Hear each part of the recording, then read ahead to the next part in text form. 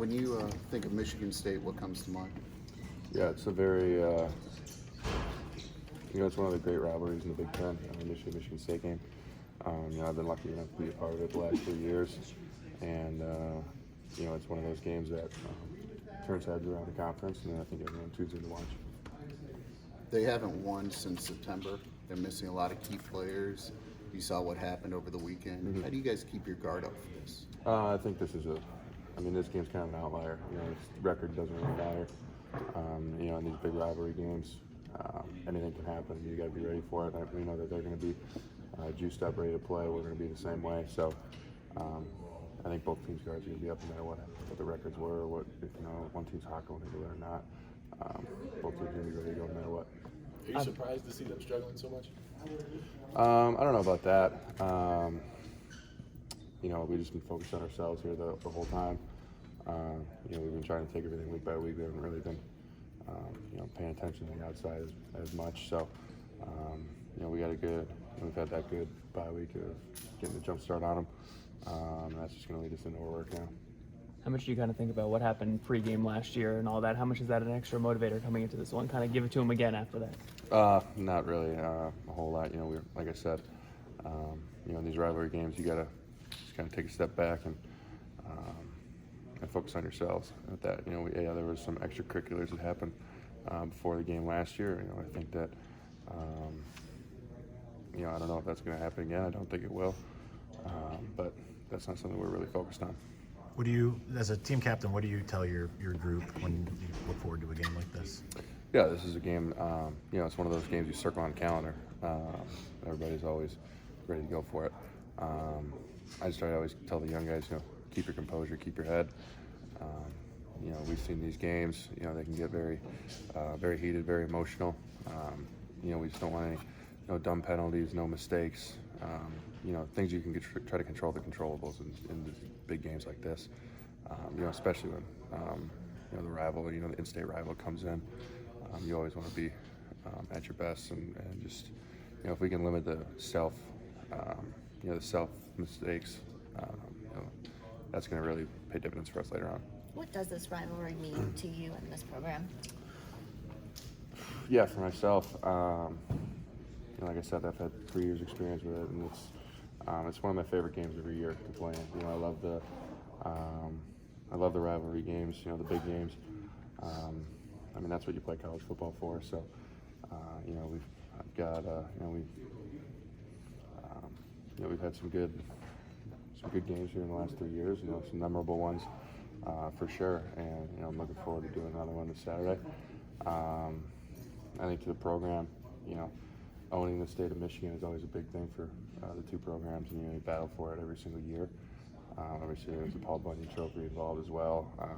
There's a lot of pride that goes into it as well for the fan bases. So, it's a cool rivalry just because they have that in-state factor of it, and you get bragging rights for the year. Former players often say this is the most chippy, most physical. How different is the Michigan State game from the others? Yeah, it's definitely more emotional. I'd say. That's like what I answered earlier. You just want to keep your head with it, keep your composure,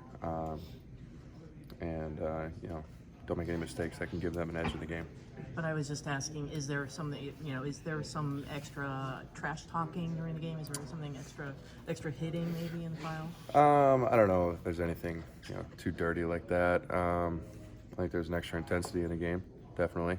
I think everybody wants to, make the tackle a little harder, block a little harder, things like that. I think it goes that way a little bit. I don't think there's any, too many cheap shots or anything going on in the game at all.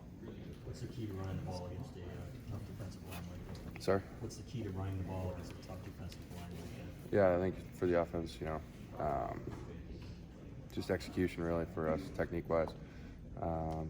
Speaking from an offensive line perspective, being on our assignments, get the points down, get our calls down, really work on fundamentals. We've had an extra week to, kind of be able to take a step back and go back to square one at times, and I think that's going to help us going into this game. Just being as fundamentally sound as possible. That's what it really takes to win these big games. Do you guys like having a bye week, like right before 2 rivalry games in 3 weeks?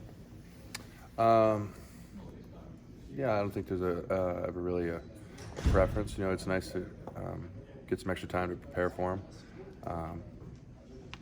You know, you can look at it two ways. You can get some extra time to prepare for them, or you can just be, you know, in that groove and just keep rolling. I haven't really found a preference to either. You know, there's pros and cons to each one. With this week, though, you know, we've definitely taken advantage of having that extra time to scout them and learn everything. You know, obviously personally for us about their defense. So, you know, I think that's gonna help us. You know, we got some time to rest and, like I said before, go back to square one, reteach the fundamentals, really focus on those kinds of things, and I think that's gonna help us come Saturday. It's been a, With your Saturday off. What's that? What do you do with your Saturday off? Just watch college football games. You know, kick the feet up. Just be a football fan for a day. You know. Did you catch the Michigan State Illinois game? Yeah, because they watched a little bit of it. Wasn't around the TV the whole day, so. But yeah, I caught the game, and then obviously been watching it on film too. Harbaugh said he texted Brandon Peters after the game. Did you communicate with him? I haven't talked to BP yet, no, but I mean, we all saw that. We all saw that. So, you know, he was one of my really good friends here. So, you know, you love seeing him perform, you know, on a big stage and just really do well. So, we're happy for that. it's been a while since you guys have won back-to-back against them, or even on your home field. What would it mean for you to go out that way, getting the fans a win here, and to do back-to-back? Yeah, we were talking about that. You know, the road teams really had a lot of success in this recently, but obviously, yeah, you know, senior year, beating Michigan State at home, you know, it's a pretty good win in the senior campaign. So we're really looking forward to doing that. And you know, yeah, like you said, that'd be an awesome win. You know, that'd be one of the big ones up there. You know, like the Notre Dame win at home. You know, especially when you can win them at home in your senior year, it's just a little more special that way.